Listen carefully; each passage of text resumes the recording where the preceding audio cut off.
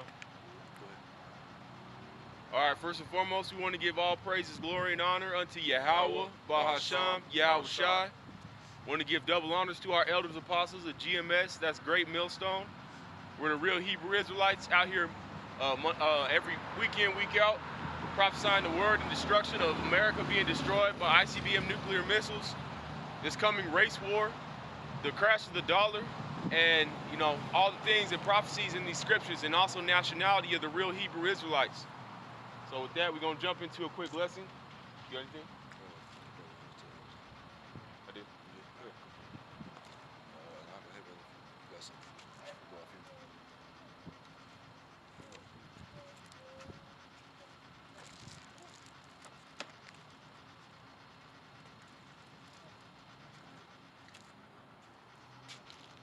Could I get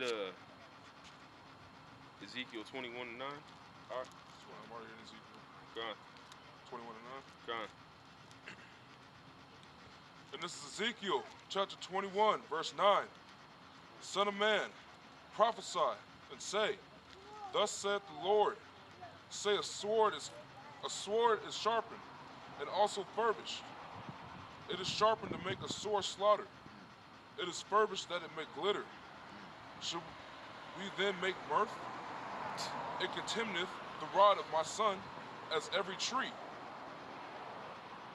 Man, that sword, we're out here prophesying. The Lord puts his spirit on his men to come out and let people know when times are about to change in a nation. Like he did when Sodom and Gomorrah was intact, he would send his men out and let everybody know that that place is about to be destroyed by hellfire when the Lord rained fire on it. So that sword represents a great power, that power being the king of the earth right now, which is the so-called white man, okay? He's the king of the earth, and he's sharpening his sword, provoking these race riots, provoking all this, division amongst people, so that way, when they roll out this martial law and they don't have any more food in these stores, it's going to be a mass, pandemonium out here. It's going to be people killing each other. It's going to be people, eating each other, man, cannibalism, all that type of stuff. It's going to be devices of the wicked, and that sword is going to be manifested in many different ways. And if I can say real quick, I haven't seen a chemtrail in a while, but looking up in the sky, you're starting to see this damn devil spraying these chemicals again. He only does it when it gets cloudy, but especially in the winter in Colorado, you look in the sky and they fucking paint the sky with chemicals. That. This is Isaiah chapter 13, verse 14, and it says, and it shall be as the chase road, and as a sheep that no man taketh up. Then shall every man turn to his own people, and flee every one into his own land. Come, man, you seeing the sons of Jacob, the 12 tribes, waking up right now. You see Israel, the so-called Negroes, Latinos, and Native Americans coming together as a people, because the Lord said in those last days that he would bring his people back together. There's no more division amongst the people anymore. And you also see these other nations, man. If you a heathen, if you come from the nation of Edom, which is a so-called white man, which he's not white, he's red. He has a curse. He has the mark of Cain. You can see his blood through his skin, okay? Or if you're a nation of Moab, which is the Chinese, you see all these nations mobilizing their weapons, getting ready for World War III. And, that nationalism, that strong sense of nationalism is alive and well right now. You don't see people, kicking it. I mean, only real reason right now you see people hanging out is because this social structure and this U.S. dollar, people will be fake and that's the illusion of socialism, man. But, let me get this set. This is Joel chapter 3, verse 2. And it says, I will gather all nations, and I will bring them down into the valley of Jehoshaphat, and I will plead with them there for my people, and for my heritage Israel, whom thou hast scattered amongst the nations and parted my lands. So the Lord's dealing with Israel, man, and he's pleading, with Israel right now, to come out of America and come out of this society that has led the Israelites to be the bottom of society right now, the bottom of the earth, okay? And, pleading with his people to come out and follow these law, statutes, commandments, which we didn't before. Because this book is a guide, and it's the greatest guide. It's a way of life right here. And if you don't choose to follow that, you choose to follow the flesh, then you're going to be destroyed by that nuclear fire when it comes on America. God, and that pleading, man, he pleads with you nations in the valley of Jehoshaphat, he's not gonna be asking you nicely for his people back. He ain't gonna ask you nicely for you to let his people go, man. All right. He's gonna plead with you with fire, man, and destruction. All right. 24. 24 to start one. God. Or 24 and like. I think it's like where he says will rumors of war, things like that. Okay. And you can break that one down. And this is Matthew chapter 24, verse 5. For many shall come in my name, saying, I am Christ, and shall deceive many. And ye shall hear of wars and rumors of wars. See that ye be not troubled, for all these things must come to pass, but the end is not yet. So right now we got rumors of China militarizing their navies. We got rumors of North Korea pointing missiles at America ready to fire.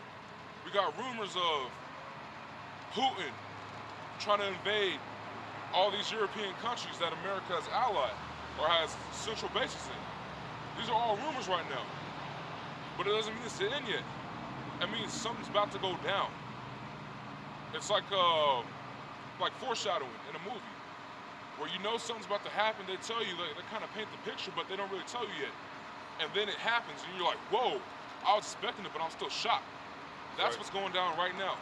It's about to be a war, and nobody is preparing. Everybody's over here acting like, oh, it's just another day, another dollar. When the dollar's falling. The dollar was backed by gold, silver, and commodities. The Federal Reserve has not had any gold in it since 2006. If you really want to go check. But they won't let you because you can't go into Fort Knox. You have to have special clearance. And none of that gold is owned by America. Because America's been in debt since the day that we were a country. Been in war the day since you were a country as well. That's how the central banks make their money. They want you to go to war so they can loan you out a lot of money, charge you high interest rates in the winter, till the winter goes to spoils. So you can pay back who you owe. And then who's the one paying that back? Us, the people. The ones where we gotta pay our taxes. That's why income tax is going up. That's why you gotta pay tax on your own property, your own land. You gotta pay tax on food. So basically you gotta pay to live. Unless you wanna be a bum. And even that's illegal now. You can't survive off the land without a permit. You gotta pay to live. And if you think you're free in America, you just don't know. You obviously don't know, man. You can't even go on a reservation and land that used to be yours and fish without a permit. You can't go hunt without a permit. You can't kill a damn deer without a permit. You can't go in the wilderness and build a cabin, set a fire, start a family in the wilderness without a permit. That's right. You can't keep yourself warm without paying your electricity bill. You're not free in America, man. It's the illusion of freedom. You don't get to do shit.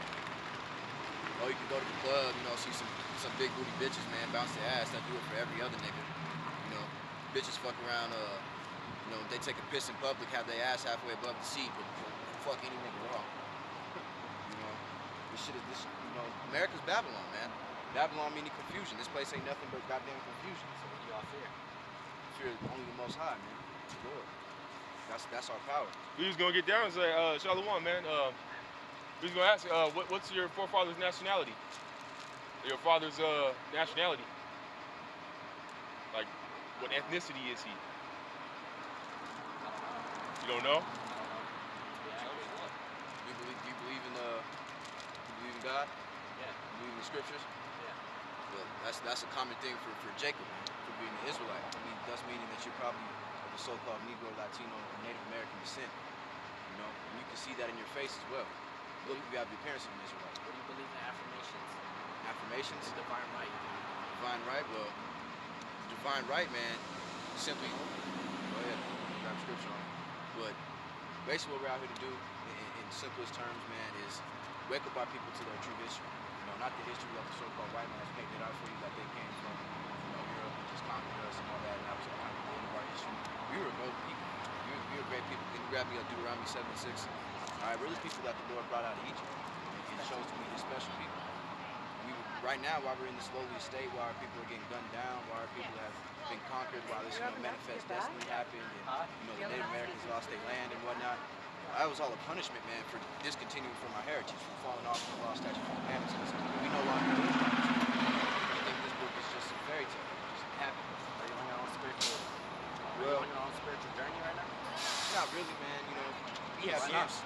have camps, well, yeah, in a sense, but we have camps from LA to England to the Philippines. Brothers are doing this all over the place. We usually are in Denver. We just come down here and hit this spot just to get it down. Yeah, normally I see y'all. It's less of y'all now. Why? It's just a Tuesday. Usually we get together on Saturdays. That's when all of us are here. That's the camp of 9 brothers. And we're just the Denver camp.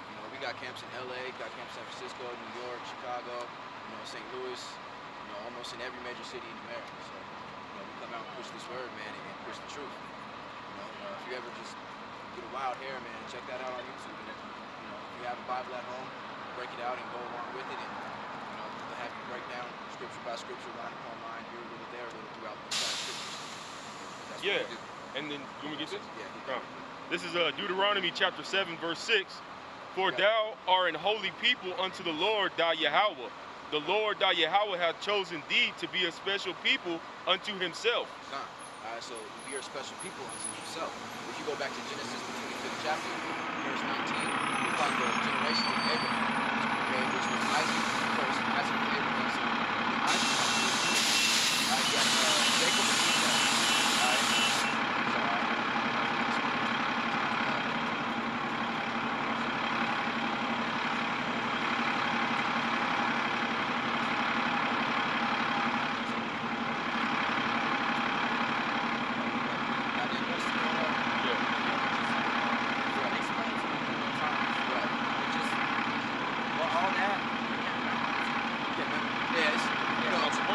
What we do, man, is every brother has their own kind of gifts, their own talents. Not every brother's going to memorize the scriptures. But the thing is that you hear it, that you receive it. If you can receive it, then it's inside of you. You know it. And that's another thing, is the main thing to accept the Lord's name in ancient Hebrew, which is Yahawah, being who the world calls God, and his son, not Jesus Christ, is Yahawashi. Because the letter J is Greek, or the name Jesus is Jesus, and the Christ is Christos, and that's Greek. And we all know that when Yahawashi was on the earth, he was a Hebrew, so his name couldn't have been Jesus Christ in reality. So it had to be something in ancient Hebrew, and that breaks down is Yahawashi, which is he who delivers. And then Yahawah is he who is, or he exists.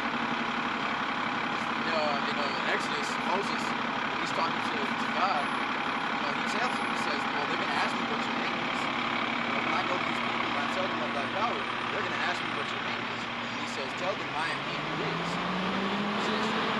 Break that down into the Paleo-Hebrew, it's Yahawah. And in the Hebrew today, which is actually a Yiddish, which is a German and Slavic language, it's Yeshua. But that's not Yahweh or some shit. Yeah. Okay. The real Hebrew is the Paleo-Hebrew, the ancient Hebrew. Basically, there's like syllables to the ancient Hebrew, and the modern Assyrian isn't cutting it. You got that, Amos? So hit that. What are y'all focused on right now? Waking up our people. Waking up our people, man. Because once there's a certain amount of our people that's going to make it out of here. Because not all of our people want to get out of here. Yeah, a lot of our people love America. It says how many is going to take? 1,444. We're out here to wake up the elect, man. So once you get this in your head, and once you hear that name, you're condemned. Either for righteousness' sake, and you're gonna take this proverb, and Lord willing, grow with it, and expand your knowledge in the scriptures, and get into the history, and just be a part of this brotherhood, man. Which is, you'd be surprised how many brothers there are out there, man, that know of this truth. There's so many that we even got reprobate brothers that go off in the scriptures and teach false doctrines because they fell out. So the Lord right now, think of us as like corn, man. And the Lord is weeding out the bad corn